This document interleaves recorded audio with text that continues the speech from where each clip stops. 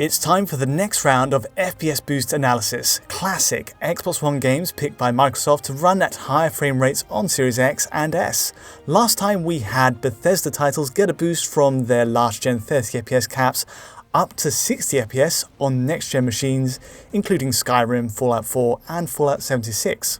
But today, it's Electronic Arts' turn. The likes of the Battlefield series, Mirror's Edge Catalyst and Titanfall 1 and 2 are in focus for us at DF this week. Now for this video we're focusing on the Battlefield series first, Battlefield 4, 1 and 5, and later we'll get to the Titanfall games and Mirror's Edge Catalyst. Now Battlefield is a series that already ran at 60 frames per second of course on Xbox One and X. So logically the next step for an FPS boost upgrade on Series X and S is 120 frames per second, and that's precisely what we get. All of DICE's games can now run at 120 FPS on supporting displays, but do these huge sandbox Frostbite shooters truly achieve 120Hz on new Series X hardware? And what about the state of 120Hz FPS boost on Series S?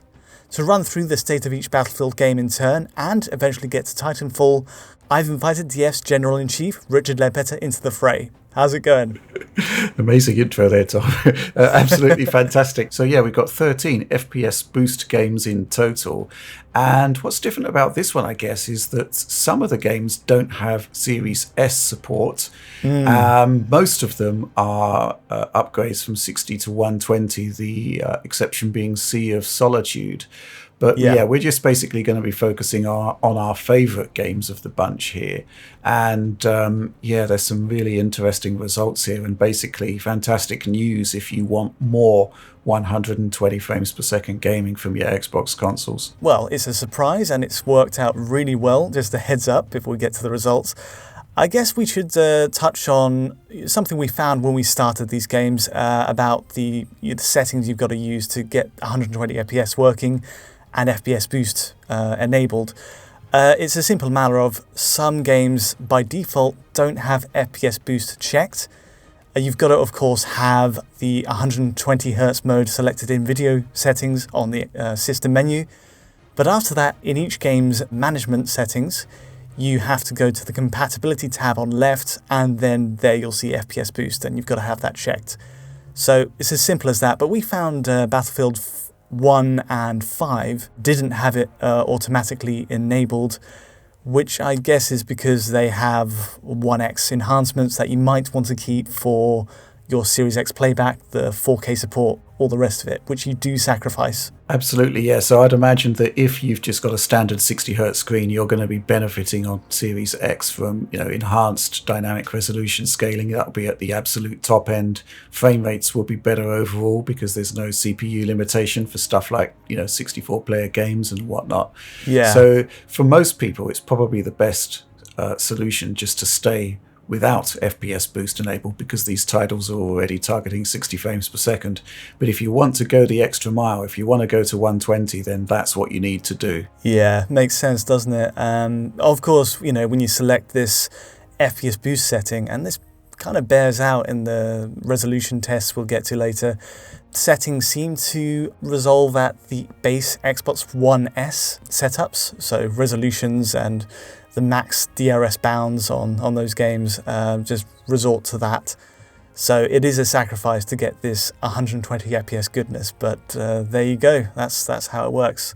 Yeah, it does seem to vary on a game-by-game basis, though, but we'll cover that as we go through each of the titles we're looking at here. I guess chronological order. Shall we start with Battlefield 4, going all the way back to 2013 here? Yeah, wow, what a game. What a bunch of memories on this one. The very first multi-platform comparison we did between PS4 and Xbox One, I believe. Yeah, this has very vivid memories for me. I remember going all the way to Stockholm to cover this one and replaying this Fishing in Baku campaign level, which I still think is one of the best campaign levels in the series. It's fantastically choreographed. Yeah, it's an interesting one because obviously this is DICE's first run at an Xbox One PS4 generation game, and it was cross-gen as well, but this was really giving us a first taste of what this could be.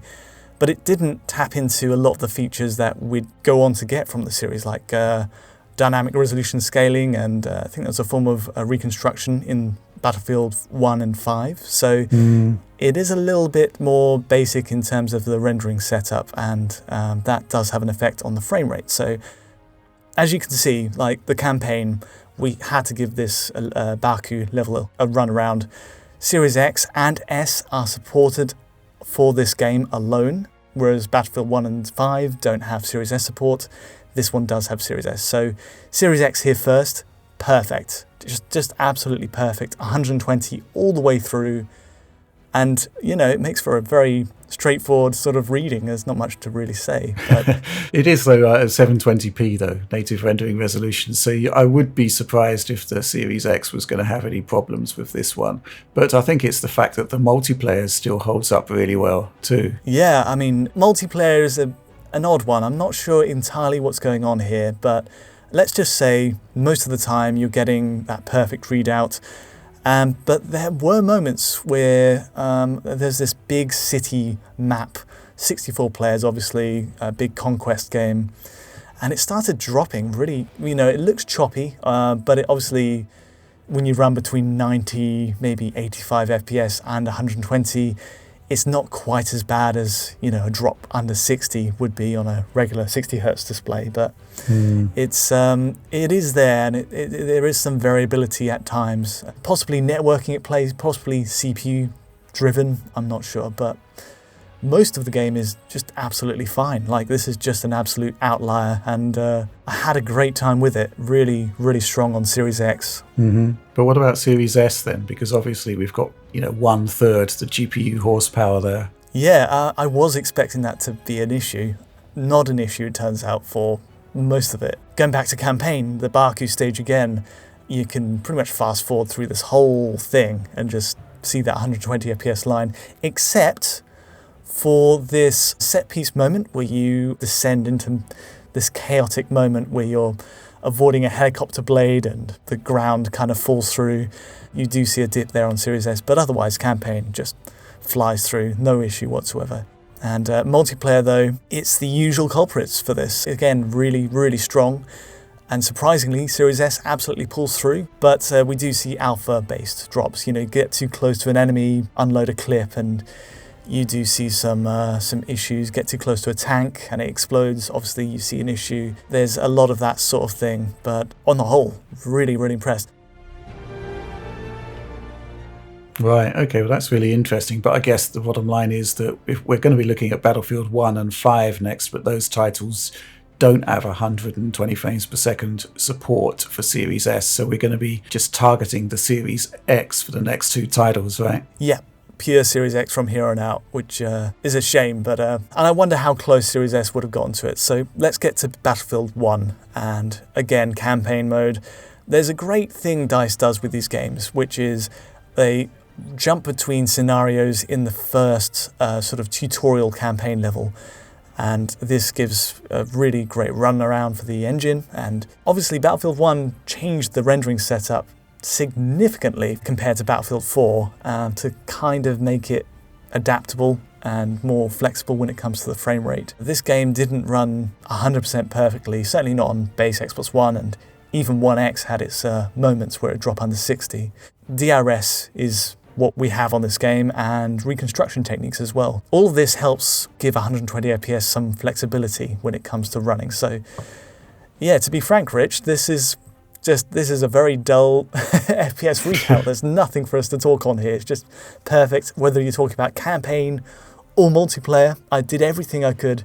64-player games, lots of complex maps. The resolution side is maybe a bit interesting in that it's about 972p, which I guess would have been the base Xbox One's max resolution bounds for DRS. But other than that, I'm sure it could have hit 1080p if it was adjusted, but it seems Microsoft really stick to the logic of the original coding for base Xbox One here. Yeah, I think that's probably the easiest way to make this stuff happen. They basically make the game think it's running on an Xbox One S, but then plumb in all of the 120 hertz hooks into DirectX and utilize the extra power of the Series X to get the job done. And it looks as though the job is getting done here to a surprisingly better extent than Battlefield 4. You know, if you can't find any single frame drops here, that's actually a really good turnout. You know, 972p, it's not the best, but, you know, as a trade, it's one that's definitely worth considering, I think. The situation changes when we're talking about that resolution point. Battlefield 5 is a full native 1080p on Series X when you run in FPS Boost mode.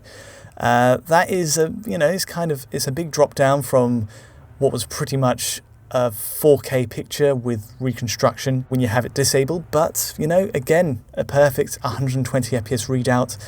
So FPS Boost is really doing its job here on pretty much all 3 Battlefield titles. It's the weakest performer on Battlefield 4, but then it didn't have all the optimizations that DICE added to the engine later on. So yeah, campaign multiplayer Series X really delivers the goods on this one. So many great set-piece moments in the campaign to test it with, you know, tank warfare and beautiful environments, and even multiplayer has plenty of great areas to just run around and push it. So yeah, this is really just impressive all round, and it's actually quite interesting because if it is tapping into the Xbox One S code path, I don't recall Battlefield 5 getting anywhere near 1080p, so I guess if it's leaning into DRS, we're just getting maximum DRS here within the bounds set by that platform. But yeah, it's great to see this running so well, and you know, still looking pretty good, I'd say. Yeah, I mean, it's aesthetically a gorgeous looking game. I think Frostbite titles, when they were in the hands of its creator, DICE, tended to look incredible with real scope for great art direction. I guess on that note, I fancied a quick bonus test on Mirror's Edge Catalyst, and I did exactly that, just because, you know, it's a great game. And this one runs at, when you have FPS Boost on for Series X, this doesn't have Series S support, by the way.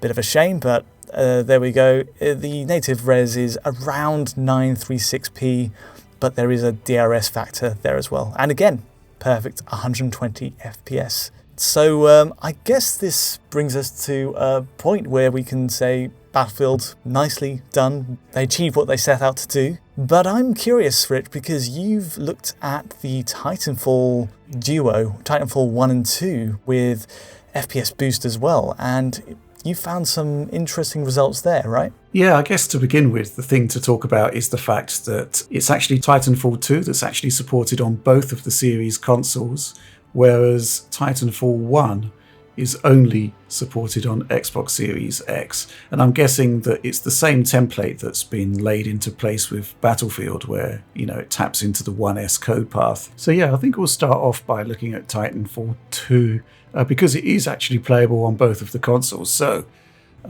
where do we begin here? Well, essentially, yeah, you did the pixel counting here, and it all checks out at a maximum of 810p, regardless of whether you're running Titanfall 2 on Series S or Series X. But there is that pass of temporal supersampling in there, and it does look pretty clean overall. And I think what was curious about this when I got your measurements through was that, in common with your tests on Battlefield, resolution didn't seem to budge from that 810p max. All of the tests came back at 810p. So we're looking at Series X footage here, and as you can see, very similar to your Battlefield stuff, it's just a flat out 120 frames per second as we're playing the campaign here on the Series X. I mean, it's just absolutely locked. Nothing deviates from that target frame rate. And I guess that's what you'd expect, bearing in mind we're looking at an 810p presentation with a gigantic 12 teraflops of GPU compute being thrown at the problem. And yeah, we've been looking at campaign footage to date, and if we move on to multiplayer, which is a bit more taxing, a bit more dynamic, anything can happen at any point. You can have a big bunch of Titans on screen battling it out, still 810p, still 120 frames per second. It's pretty awesome, I have to say.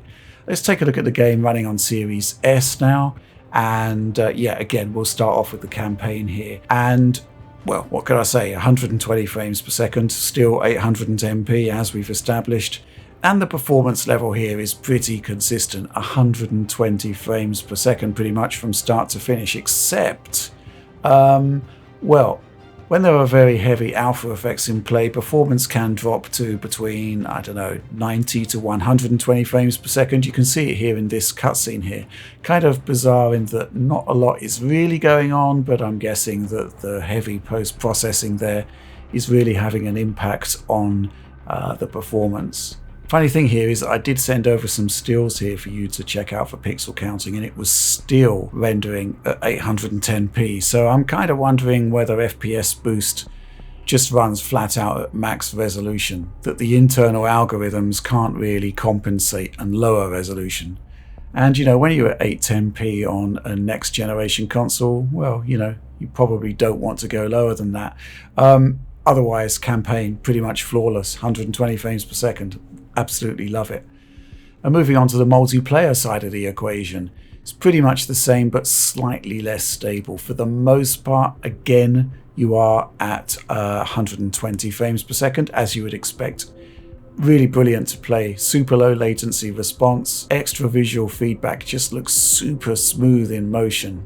But again, when there's a lot going on, when there's a lot of post-processing in play, performance can dip, and the extent of that dip tends to be related to just how much post-processing or how many alpha effects are in play at any given point. And yeah, it can drop to like 90, 110 frames per second, can go higher. Just mild instability really when you're talking about frame rates this high. Didn't really impact my enjoyment of the game. But it is pretty much the only difference there between Series X and Series S. Now, curiously, Titanfall 1, let's move on to that now. This basically doesn't have Xbox One X support, so it can only tap into the Xbox One code path. So it's kind of curious here that there is no Series S support. I can only assume that it wasn't quite stable enough for Microsoft standards when running on the Series S console, but on Series X, no problem whatsoever. So it's similar to your Battlefield tests here, your Battlefield 1 and 5 tests really. It's just 120 frames per second flat out from start to finish. And I've got to admit, I haven't played this game since I first experienced it on Xbox One. And yeah, the combination of the 792p resolution and yeah, screen tear was just so prevalent on that game on Xbox One. It's all totally cleared up here on Series X. So yes, it is still 792p. The graphics have aged, but I do think there is a certain charm to it. But performance, just locked 120 frames per second from start to finish, and it just feels wonderful to play. The gameplay, it really holds up. I just had a fantastic time playing it. So yeah, that's the two Titanfall games there, and I've got to say, Titanfall 2, I think it's one of the overlooked games of the last generation, certainly in terms of sales, and I do still recommend checking this game out. It's still awesome, one of the best single-player FPS campaigns I've played. Alright, that's fascinating stuff. Well, I guess we can leave it there then. So thank you so much, Rich, for helping me out on this one. Yeah, it's been an absolute pleasure. I mean, it is worth pointing out that, the Plants vs. Zombie titles, they've all got 120Hz support. I'd have loved to have had the time to look at Battlefront and Battlefront 2. Those get 120Hz support. Yeah, definitely look into those titles because the upgrade is just tremendous. Yeah, hopefully more to come. But that'll do for today. If you did enjoy this analysis, feel free to like or subscribe, and don't forget to hit that bell to get notifications as any new video lands. And to get in touch with myself or Rich, just use Twitter, and of course we've got this video at high quality at digitalfoundry.net. But from the both of us for now, thanks for watching.